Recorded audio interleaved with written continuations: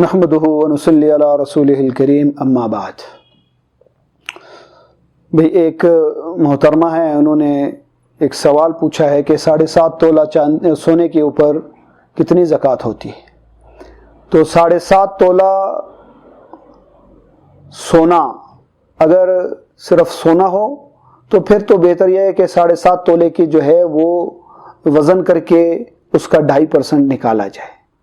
اور اس کی قیمت بھی دی جا سکتی ہے۔ اس کی قیمت 7.5 تولے کی لگائی جائے،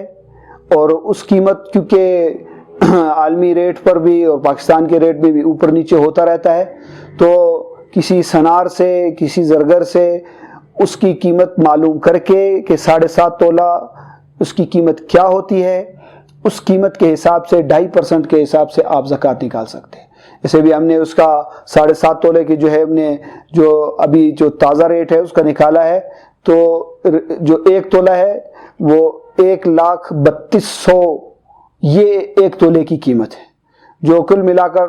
7,74,000 روپے بنتی ہے، اور اس کی جو زکوٰۃ ہے 7,74,000 کی 19,500 روپے کے قریب آس پاس، تھوڑا بہت کمی بیشی کے ساتھ اس طرح ہے۔ تو یہ اسی طرح جس کو بھی اپنی زکوٰۃ معلوم کرنی ہو سونے کے لحاظ سے، تو سونے کی قیمت لگوائے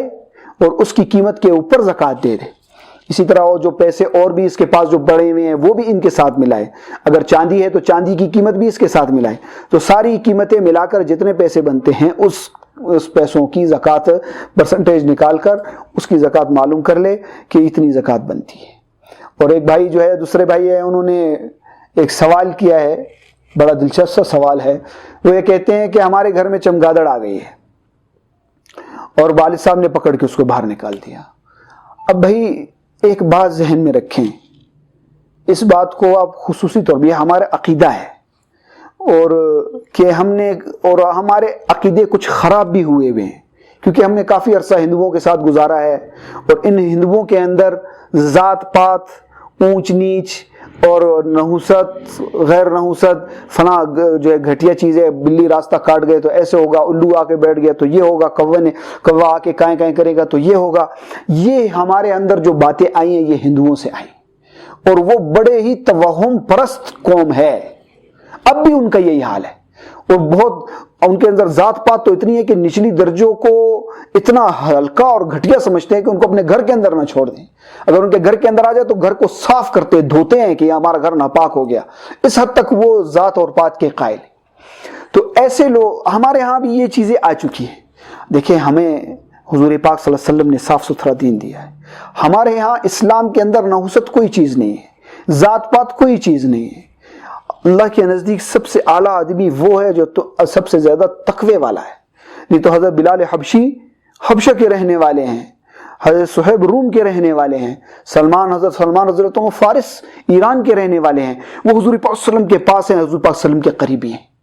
اور بڑے بڑے صحابہ ان کی بڑی عزت کرتے تھے۔ حضرت بلال رضی اللہ عنہ کی عزت صحابہ حضرت عمر رضی اللہ عنہ کو کہتے تھے ہمارے سردار سیدنا بلال، ہمارے آقا، ہمارے سردار بلال۔ تو بھئی ہمارے ہاں اسلام کے اندر ذات پات کی کوئی حیثیت نہیں ہے۔ اسی طرح یہ جو نحوست ہے، توہم پرستی ہے، اس کی بھی ہمارے ہاں اسلام میں کوئی گنجائش نہیں ہے، نحوست کوئی چیز نہیں ہے۔ حضور پاک صلی اللہ علیہ وسلم نے فرمایا کہ نحوست کسی چیز میں نہیں ہوتی، اگر ہوتی تو 3 چیزوں میں ہوتی، عورت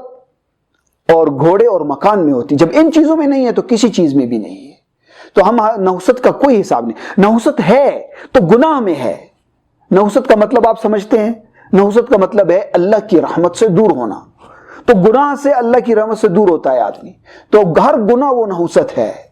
ہر غلط چیز وہ نحوست ہے۔ باقی کوئی پرندہ، یہ جتنے پرندے ہیں، جتنے درخت ہیں، جتنے مخلوق ہیں، یہ سب اللہ کا ذکر کرتے ہیں۔ الو کوئی نحوست والی چیز نہیں ہے، وہاں اتنا ہے کہ وہ تنہائی پسند ہے، چمگادڑ کم تنہائی پسند ہے، یہ ایسی مخلوقات ہیں جو تنہائی پسند ہے، لیکن یہ سب اللہ کی ذکر کرنے والی مخلوق ہے۔ تو اس لیے اس سے کوئی فرق نہیں پڑتا کہ آئے یا جائے یا کچھ کرے، کسی جانور کے آنے سے یا بلی کے آگے سے گزر جانے سے کوئی چیز فرق نہیں پڑتا، ہوتا وہ ہے جو اللہ چاہتے ہیں۔ ہمارا عقیدہ یہی ہے، سب کچھ اللہ سے ہوتا ہے، باقی ساری مخلوق اللہ کے تابع ہے۔ اللہ پاک مجھے آپ کو سمجھ نصیب فرمائے. سبحانک. اب یہ کہ کسی آدمی نے کسی کو بھی اس طرح جس طرح انہوں نے حضرات نے کمنٹ کر کے سوالات کیے، آپ حضرات میں سے جس کو بھی کوئی سوال پوچھنا ہو تو کمنٹ کر لیجئے، انشاءاللہ آپ کو اس کا جواب پوری کوشش کریں گے کہ ہمیں دے دیں گے. وآخر دعوانا الحمدللہ رب العالمین.